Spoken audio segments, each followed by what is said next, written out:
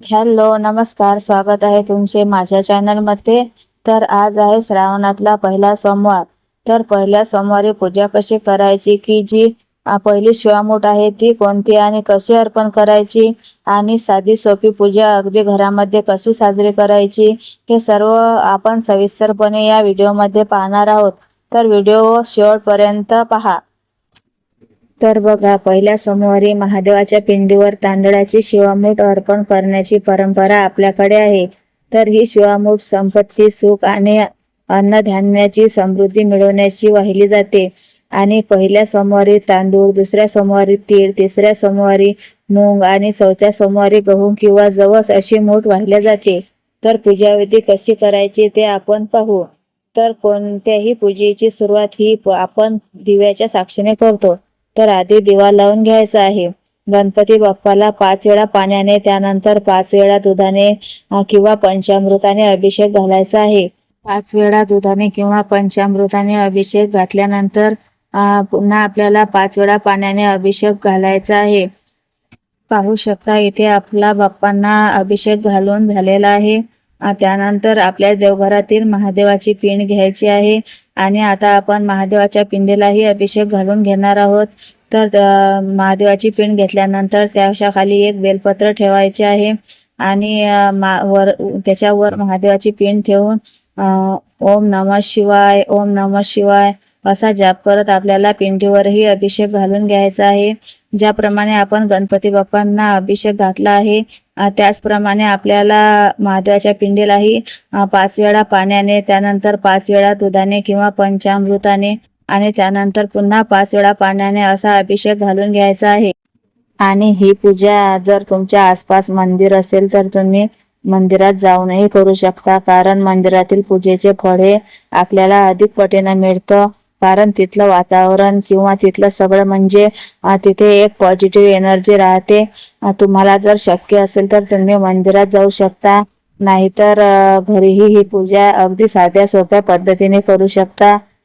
आता या पूजेमध्ये म्हणजे शंकराची जिथे आपण उपासना पूजा करतो ना, त्या पूजेमध्ये आपल्याला जास्त साहित्य लागत नाही. तुम्हाला बेलपत्र, पाणी मिळालं तरी पण तुम्ही ही पूजा करू शकता. आता दुधाचा अभिषेक, पंचामृताचा अभिषेक, त्याला रुद्राभिषेक म्हणतात. तर आता इथे माझा महादेवांनाही अभिषेक घालून झालेला आहे. आता मी गणपती बाप्पांना आणि महादेवांना छान असं नॅपकिनने कोरडे करून घेतलं आणि हा नॅपकिन मी फक्त देवघरातच वापरते. त्यानंतर आता आपण पहिले गणपती बाप्पांची स्थापना करणार आहोत. त्यासाठी ताटामध्ये फुलांची थोडीशी सजावट करून घेतली आणि अशी फुलांची सजावट केली तर आपली पूजाही छान वाटते आणि मनसुद्धा प्रसन्न होतं. आणि पूजा कोणतीही असो, आपल्याला सर्वात आधी गणपती बाप्पाची पूजा करून गणपती बाप्पांना स्थापन करायचं असतं. चला तर मग इथे मी 2 विड्याची पानं घेतलेली आहेत. विड्याच्या पानांवर थोडीशी तांदळाची राश ठेवूया. त्याच्यावर आपण हळदी कुंकू वाहूया आणि त्यानंतर आपल्या गणपती बाप्पांना स्थापन करूया.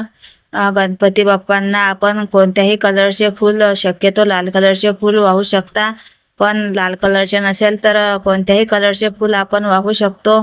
आणि त्यानंतर आपल्याला गणपती बाप्पांना गुळ खोबऱ्याचा नैवेद्य दाखवायचा आहे. चला मग इथे आपली गणपतीची स्थापना झालेली आहे.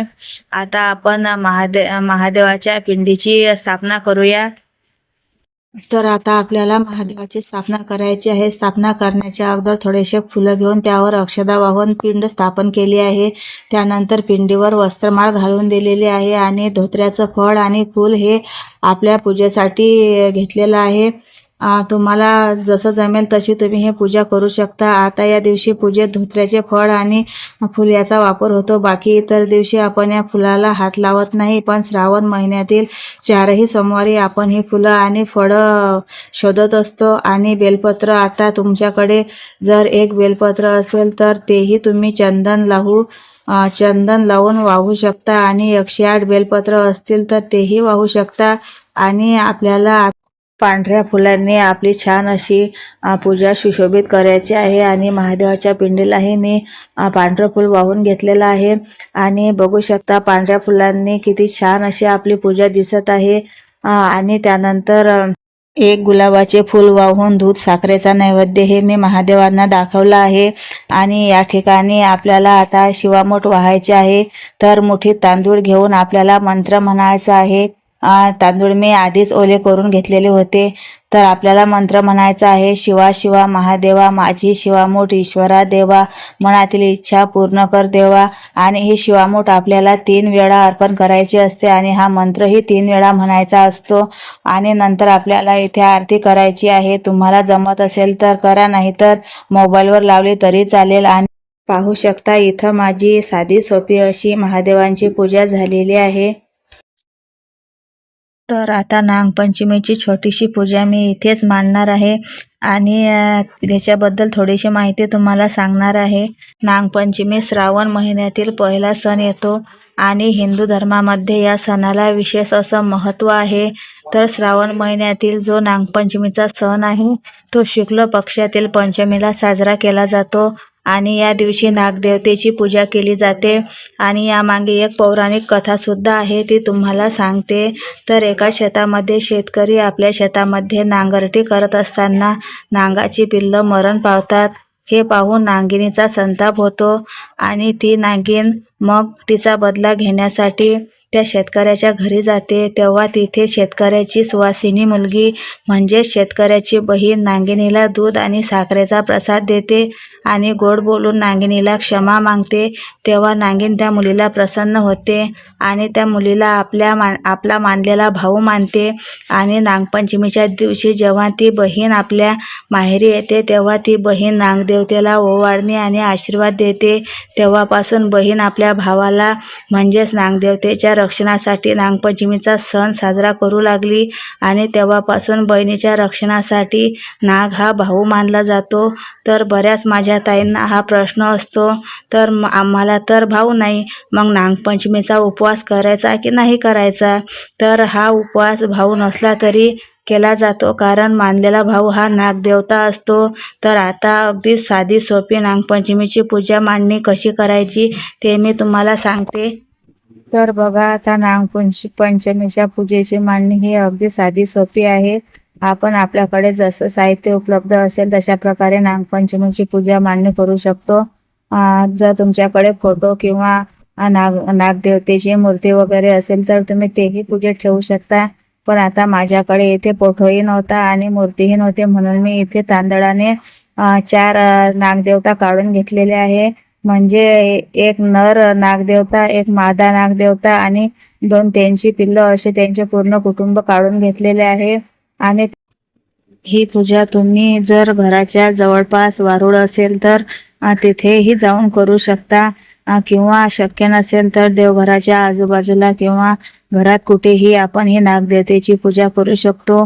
नागपंचमीचे महत्त्व सांगायचे झाले तर नागपंचमीच्या दिवशी नागदेवतेची पूजा केल्याने सर्पदंशाची भीती नाहीशी होते, त्याचबरोबर नागदेवतेचा आशीर्वाद आपल्याला मिळतो।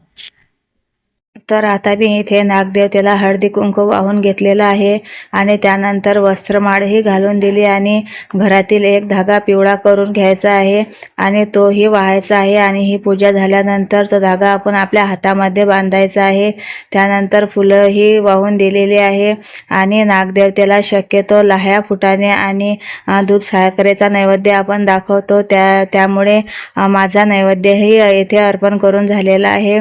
मस्त कापूर लावून छानपैकी आपण येथे आरती करून घेणार आहोत। तुम्हाला जर आरती जमत असेल तर करा, नाहीतर ही आरती मोबाईलवर लावली तरीही चालेल। आता इथे माझी आरती करून झालेली आहे आणि ही आरती आपण सर्व घरात दाखवली तरी चालेल।